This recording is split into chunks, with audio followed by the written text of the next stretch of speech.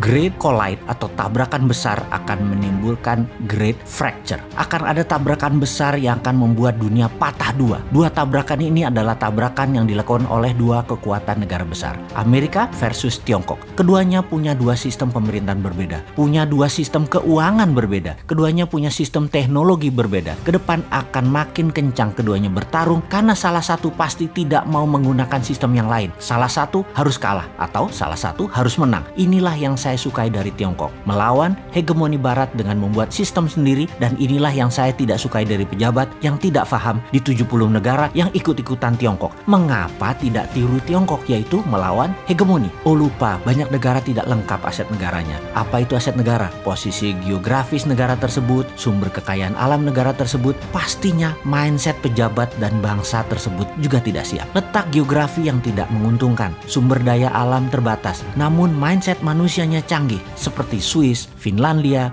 New Zealand, dan banyak negara lain yang kecil dan banyak keterbatasan namun tetap makmur, sejahtera, dan dihormati. Indonesia memiliki segalanya, geografi lokasi yang strategis, sumber daya alam berlimpah, baik yang di dalam tanah maupun yang tumbuh di atas permukaan tanah, termasuk kekayaan lautnya seperti perikanannya. Tiongkok tidak selengkap kita punyanya. Amerika juga tidak punya kalau urusan kekayaan alam dan lokasi strategis negaranya seperti Indonesia. Yang tidak dimiliki bangsa dan negara Indonesia saat ini adalah cara mengelola negara yang akan membuat Indonesia menjadi negara superpower. 7 presiden ditambah semua kandidat terkuat yang katanya di tahun 2024 akan jadi presiden, top 10-nya deh sebut, tidak akan membuat Indonesia menjadi negara yang melakukan game changers. Yang ada hanya menjadi follower negara besar, sama mereka semua. Bahkan sama oligarki lokal saja sudah bertekuk lutut, apalagi globalis. Ditambah dua negara besar yang bertarung yang akan membuat dunia terbelah dua. Indonesia belum punya grand plan terhadap ketiganya, terhadap keempatnya, terhadap masalah semua itu. Mardi Gunesion menantang hegemoni barat, menantang komunis Tiongkok, menantang globalis, serta membubarkan oligarki lokal. Untuk itu kita harus memahami apa yang terjadi dalam 3 hal besar yang bakal terjadi yang harus diwaspadai selain mempersiapkan diri, membuat sistem sendiri di dalam strategi bernegara. Bahaya pertama adalah globalis tetap bermain mengganggu kenyamanan masyarakat sampai kita semua pakai sistem mereka dan bergantung pada mereka. Salah satunya adalah currency mereka, sistem database mereka, yaitu sosial media dan teknologi mereka. Setelah serangan menggunakan biological weapon COVID-19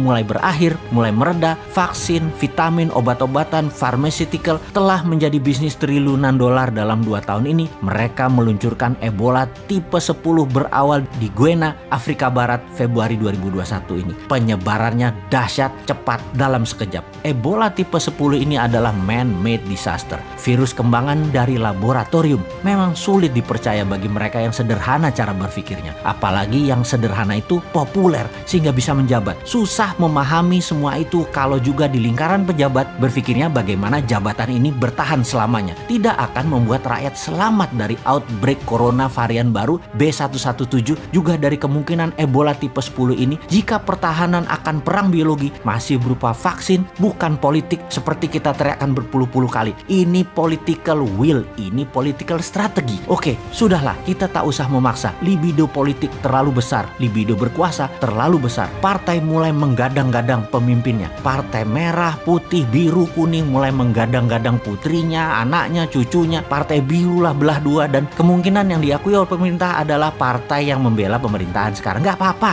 Kemudian partai oposisi pun terbelah, PKS dengan Gelora, semua dibelah deh pokoknya. Partai pendukung mulai bermain 2 kaki, menjadikan incumbent 3 kali mungkin. Partai pendukung mulai main 2 kaki. Ada yang berpikir untuk incumbent 3 kali untuk dijadikan gacoan, tapi mereka dapat wakilnya. Atau tetap 2 kali, 2024 main baru dengan pilihan formasi biru baru, gabung Gerindra. Kalau ternyata Pak Prabowo menurun elektabilitasnya di tahun 2023 atau putrinya elektabilitasnya tidak naik-naik juga dalam 5 besar, formasi diubah lagi. Formasi yang rumit dan banyak tadi, tidak satu pun punya grand plan membuat Indonesia menjadi pemenang di 2045 dengan sistem melawan hegemoni dan melawan obor Tiongkok. Semuanya old mind. Semoga pesan ini disadari kaum new mind. Adopsi new mind dan buat alternatif ketiga. Bukan geng incumbent, bukan geng oposisi, tapi NKRI garis lurus, berani dan lucu.